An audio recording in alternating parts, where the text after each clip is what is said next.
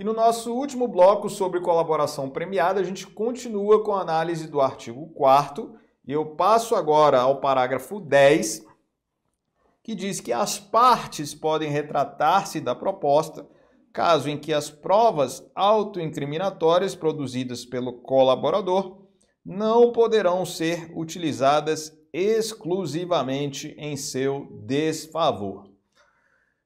Esse parágrafo 10, na verdade, ele representa algo relacionado ao estímulo para que o colaborador possa realmente colaborar. Perceba que, se eventualmente houver retratação da proposta, tanto por parte dos órgãos de acusação quanto por parte da defesa, eu não posso ter aquelas informações que já foram prestadas sendo utilizadas exclusivamente para prejudicar o indivíduo que colaborou. Ou seja, havendo retratação da proposta, eu terei para o colaborador uma imunidade em relação àquelas informações que já foram prestadas no âmbito das negociações. Então, isso é muito importante, inclusive foi falado já na doutrina uma expressão, que é a expressão king for a day, ou seja, rei por um dia, no sentido de que o colaborador ele tem imunidade, o que se assemelha aí ao que seria a imunidade de um rei, se eventualmente ele tendo dito coisas que podem incriminá-lo, no caso de retratação da proposta, no caso de as negociações não irem à frente, que pelo menos ele tem essa imunidade para que aquilo que foi dito em seu desfavor, ou seja, aquilo que foi dito que possa incriminá-lo, não possa ser utilizado contra ele para prejudicá-lo, sendo ele futuramente denunciado. Então isso é muito importante também. O parágrafo 10A, redação aí do pacote anticrime, que vai dizer: em todas as fases do processo deve-se garantir ao réu delatado a oportunidade de manifestar-se após o decurso do prazo concedido ao réu que o delatou, incluído pela Lei 13.964 de 2019, pacote anticrime. Eu faço questão de sublinhar, porque isso decorreu de decisão do Supremo Tribunal Federal, a redação da lei decorreu de decisão do Supremo Tribunal Federal, que anulou processos da Operação Lava Jato em razão de o colaborador ter se manifestado, em alguns casos, em alegações finais, depois daquele que foi delatado, o que para o Supremo Tribunal Federal viola a ampla defesa e o contraditório. Perceba, agora a lei foi muito clara, no sentido de que aquele que é delatado, ele deve se manifestar no processo e se manifestar durante toda a fase de instrução, posteriormente às manifestações do colaborador. Vinícius, por que, se ambos são réus, se ambos são acusados, qual seria o sentido da gente ter, então, o delatado se manifestando depois do colaborador? Porque o STF deu ao colaborador um status um pouco diferente do que o status de um simples acusado. O STF, ele deu ao colaborador um status híbrido. Ao mesmo tempo em que o colaborador é acusado, ele também é um auxiliar da acusação, porque ele traz informações que, inclusive, prejudicam a ele mesmo e informações que prejudicam aos corréus, o que, de certa forma, reforça a acusação contra os corréus. E se o delatado, que é o corréu, se manifesta antes, a gente vai ter na manifestação do colaborador depois imputações feitas a quem se manifestou antes que não vai poder se defender. Entendeu qual a lógica? Portanto, a partir desse parágrafo 10A, existe a positivação de que, por exemplo, numa fase de alegações finais, o juiz primeiro abra a vista para alegações finais para o Ministério Público, depois para o colaborador, depois para o delatado. nos mesmos moldes do que seria, por exemplo, para um assistente de acusação. É claro que o colaborador não é assistente de acusação, mas eu estou falando, essa lógica é nos mesmos moldes do que seria para um assistente de acusação. Porque o delatado precisa se defender daquilo que é imputado a ele pelo colaborador no processo.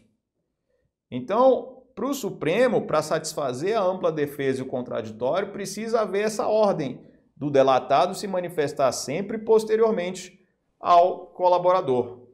Parágrafo 10A, que decorreu, repito, de decisão do Supremo Tribunal Federal que anulou alguns processos da Lava Jato por não se seguir essa ordem que, segundo o STF, deve ser garantida em razão da ampla defesa e do contraditório. A gente passa adiante, o parágrafo 11 diz: a sentença apreciará os termos do acordo homologado e sua eficácia. Eu já falei sobre isso. O juiz vai avaliar os termos do acordo, vai proferir a sentença e, claro, a partir daquilo que foi definido no acordo de colaboração premiada é que o juiz vai fundamentar a sentença condenatória. Vem o parágrafo 12 e diz: ainda que beneficiado por perdão judicial ou não denunciado, o colaborador poderá ser ouvido em juízo a requerimento das partes ou por iniciativa da autoridade judicial. Ainda que beneficiado por perdão judicial ou não denunciado, o colaborador poderá ser ouvido em juízo a requerimento das partes ou por iniciativa da autoridade judicial. Eu agora chamo a sua atenção para algo muito importante. Imagine aquele colaborador que não foi denunciado. Por que ele não foi denunciado? Porque ele trouxe um fato novo para o Ministério Público, algo que não se tinha notícia. Ele não era o líder da organização criminosa. Então ele fez jus a não ser denunciado, ele foi o primeiro a trazer a informação. Não era o líder, trouxe informação sobre fato que não era de conhecimento prévio. Então esse camarada sequer é denunciado. A investigação é arquivada em relação a ele, que bacana. Ele foi o cara mais beneficiado de todos. Ou então, ele foi beneficiado pelo perdão judicial.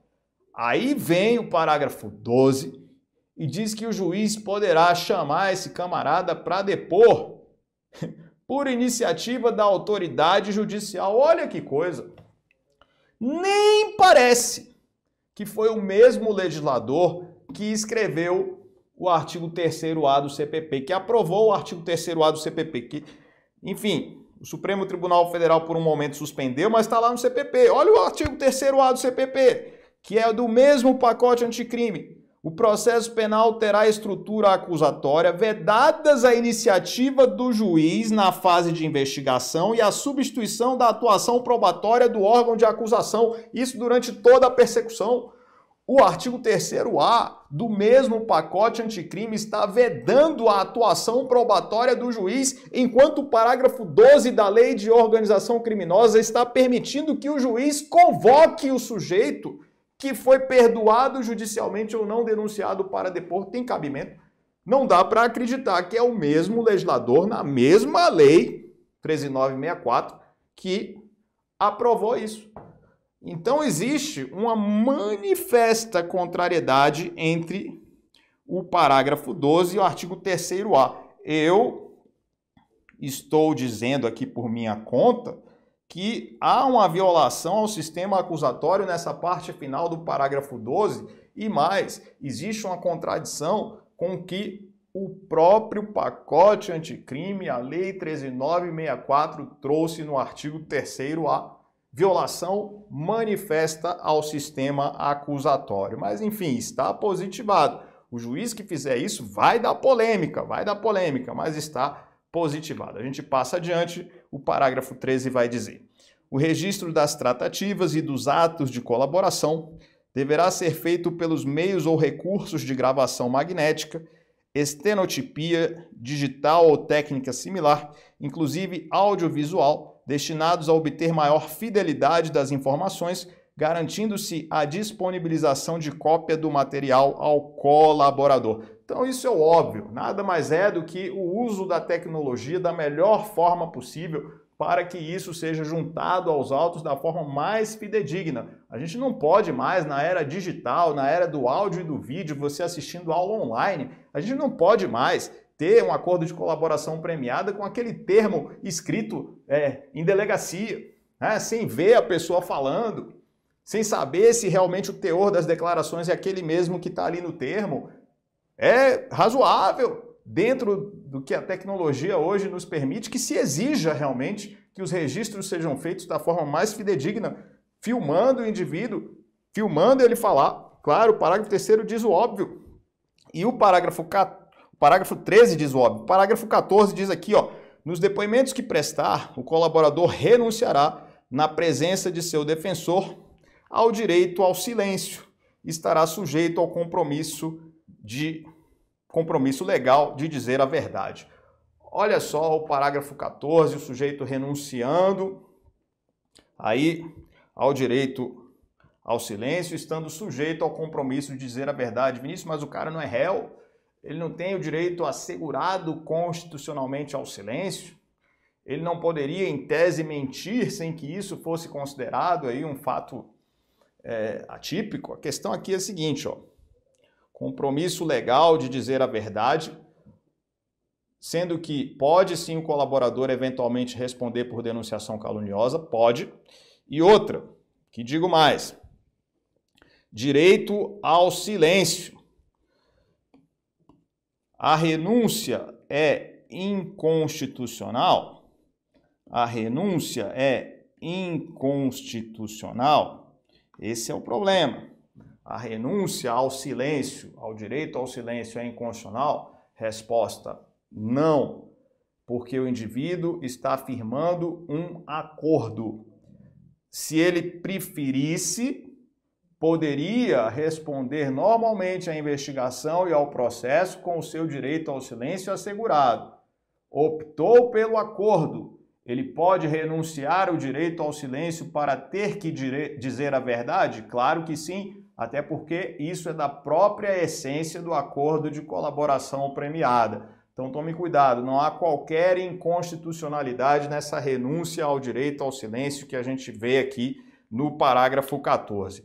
O parágrafo 15 vai dizer: em todos os atos de negociação, confirmação e execução da colaboração, o colaborador deverá estar assistido por defensor. E aqui eu coloco que esse defensor, ele pode ser naturalmente um advogado particular ou pode ser ainda o defensor público. Então, o que se quer dizer aqui, a expressão defensor, de forma genérica, indica o profissional habilitado para a realização da defesa. Essa é a ideia no parágrafo 15, sendo advogado particular, sendo defensor público. Existe nulidade absoluta do acordo, se não houver essa assistência por parte de advogado ou por parte de defensor público. Parágrafo 16. Nenhuma das seguintes medidas será decretada ou proferida com fundamento apenas nas declarações do colaborador. 1. Medidas cautelares reais ou pessoais. 2. Recebimento de denúncia ou queixa-crime. 3. Sentença condenatória. Tudo isso incluído pelo pacote anticrime. Esse parágrafo 16 existe porque a palavra do colaborador, evidentemente, não pode ter um poder absoluto. A palavra do colaborador não pode ter um poder absoluto. Vinícius, não pode ter um poder absoluto em que sentido? No sentido de que a mera palavra possa permitir eventual decretação de medida cautelar pessoal ou real. Quando eu digo medida cautelar pessoal ou real, aquela que diga respeito à própria pessoa do delatado ou aos seus bens. Ou seja, com base na palavra do colaborador, eu não posso permitir que essa palavra em si mesma seja tão forte a ponto de fundamentar, de servir de fundamento para uma prisão preventiva, de fundamento para decretação do sequestro dos bens da pessoa delatada. Não, tem que haver a corroboração com outros elementos de prova, claro. Recebimento de denúncia ou de queixa-crime com base somente na palavra do colaborador? Não, não pode. Sentença condenatória aí que é muito menos. Eu não posso, com base somente na palavra do colaborador, que obviamente está contribuindo, tendo aí em troca benefícios para ele mesmo, que a palavra dele seja forte o suficiente para uma pessoa ser condenada. Eu preciso que elementos de corroboração sejam trazidos aos autos. É isso que o parágrafo 16 está querendo dizer. O que é óbvio é chover no molhado, mas precisa estar positivado para se evitar abusos. Então, o parágrafo 17 vai dizer: o acordo homologado poderá ser rescindido em caso de omissão dolosa sobre os fatos objeto da colaboração. E o parágrafo 18 que diz: o acordo de colaboração premiada pressupõe que o colaborador cesse o envolvimento em conduta ilícita relacionada ao objeto da colaboração, sob pena de rescisão. Então, se eu já disse que o sujeito renunciou ao direito ao silêncio, evidentemente que a sua omissão dolosa, ela pode levar à rescisão do acordo. Então, se ficar verificado, porque é claro que assim, o fato de ter realizado o acordo, pode ser que o indivíduo esqueça de dizer uma coisa ou outra, mas por esquecimento mesmo, ou de forma culposa, ou porque não foi perguntado. Agora, se ele se omite dolosamente e não reporta fato do seu conhecimento que seria importante para a elucidação das investigações, né, elucidação da autoria, da materialidade, evidentemente que pode haver a rescisão, assim como se ele continua no âmbito aí das negociações do acordo, se ele continua participando de organização criminosa, ou se uma vez o acordo homologado, o indivíduo continua participando de organização criminosa, não cessou a atividade delitiva. Evidentemente que esses elementos podem levar, sim, à rescisão do acordo. Ou seja, se pressupõe por parte do colaborador que ele vai dizer tudo o que sabe e que ele vai manter uma conduta ilibada no decorrer de todo esse procedimento da colaboração premiada, sob pena de que o acordo possa, sim, ser eventualmente rescindido. Artigo 5º. São direitos do colaborador. Vamos ver aí quais são os direitos, o que o colaborador tem aí para se resguardar. 1. Usufruir das medidas de proteção previstas na legislação específica.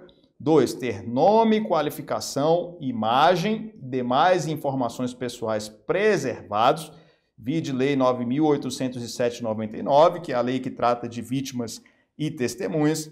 3. Ser conduzido em juízo separadamente dos demais coautores e partícipes, isso para se evitar ameaça, para se evitar algum tipo de coação em relação àquilo que ele vai dizer. 4. Participar das audiências sem contato visual com os outros acusados. Essa é outra questão. 5. Não ter sua identidade revelada pelos meios de comunicação, nem ser fotografado ou filmado, sem sua prévia autorização por escrito. Veja que a vedação não é absoluta, a não ser que ele dê autorização para isso.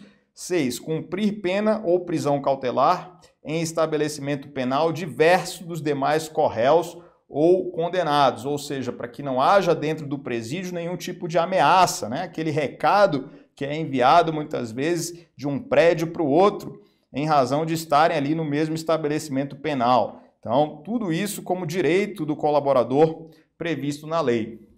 O artigo 6º diz o seguinte: o termo de acordo da colaboração premiada deverá ser feito por escrito e conter: 1. O relato da colaboração e seus possíveis resultados. 2. As condições da proposta do Ministério Público ou do delegado de polícia.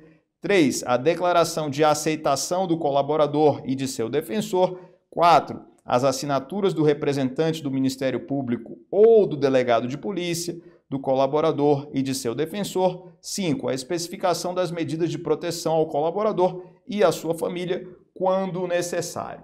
Então, o que você percebe aí? O artigo 6º nada mais é do que a moldura do acordo.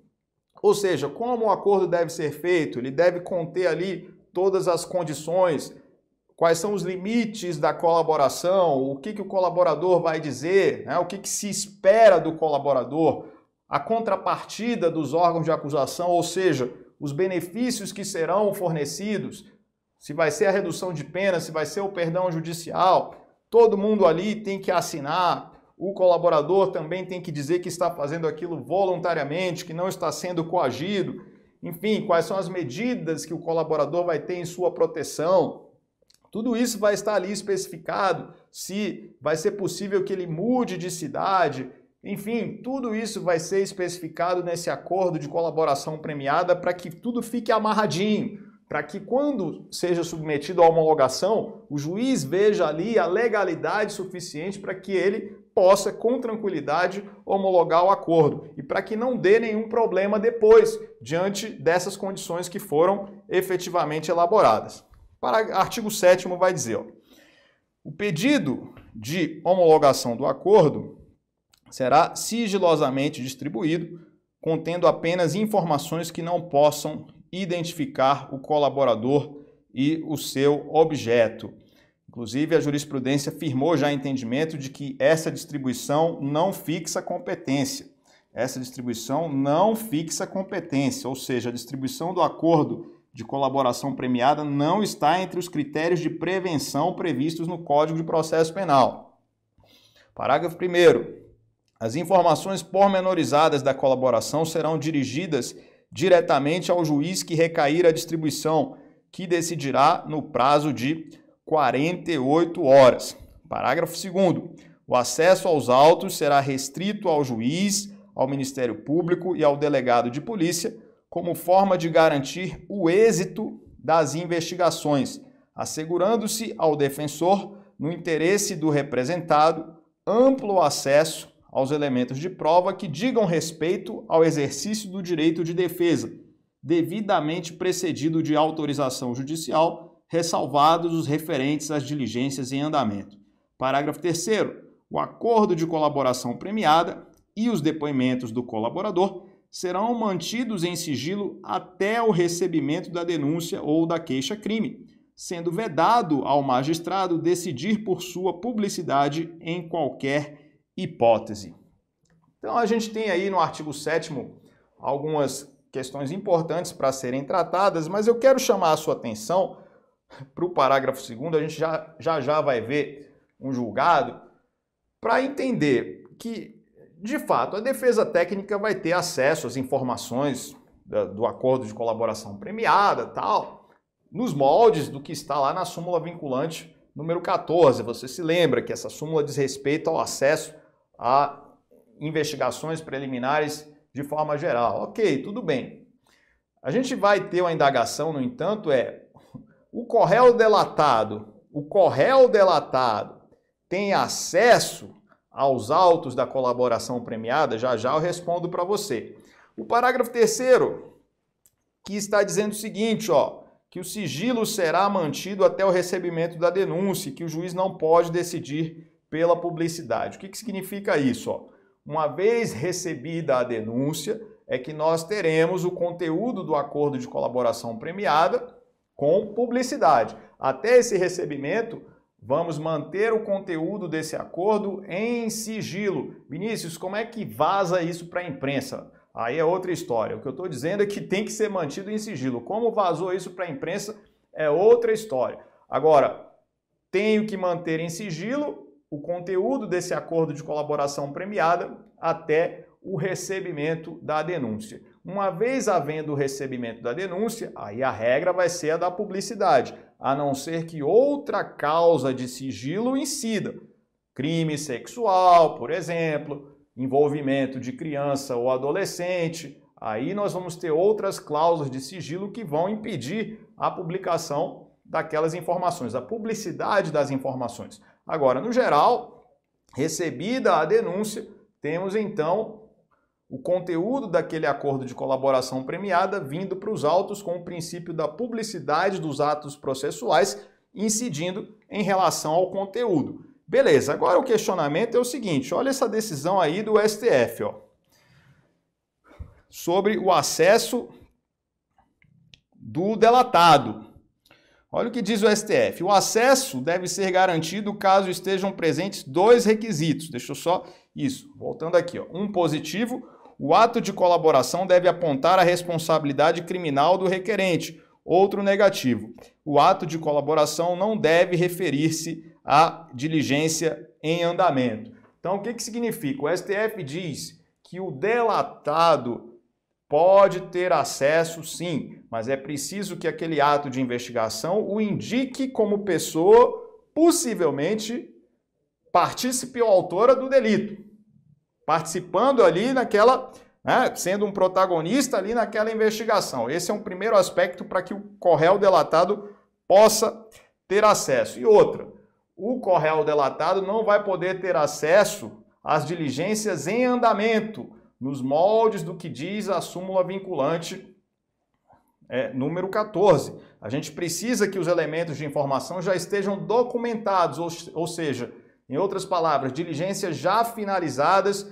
para que o corréu delatado tenha acesso aos autos da colaboração premiada. Isso é muito importante conforme o entendimento do Supremo Tribunal Federal. E assim a gente termina a nossa abordagem de colaboração premiada. Veja que a gente foi nos pontos, aqueles pontos que vão ser cobrados para você, é o que nós tratamos nesses 4 blocos. Então, em vez de ler aí 100 e tantas páginas de um livro, enfim, não estou falando que não leia, mas eu estou falando, se o seu tempo é curto, em vez de ler tantas páginas de um livro, a gente pode assistir esses 4 blocos aí, já tem informações relevantíssimas para uma alta probabilidade de acerto das questões de prova, tanto em prova objetiva quanto em prova discursiva, inclusive em prova oral. Algumas coisas que nós abordamos aqui são questões que podem vir forte em prova oral. E aí a gente fez essa abordagem em 4 blocos sobre a lei de organização criminosa no tema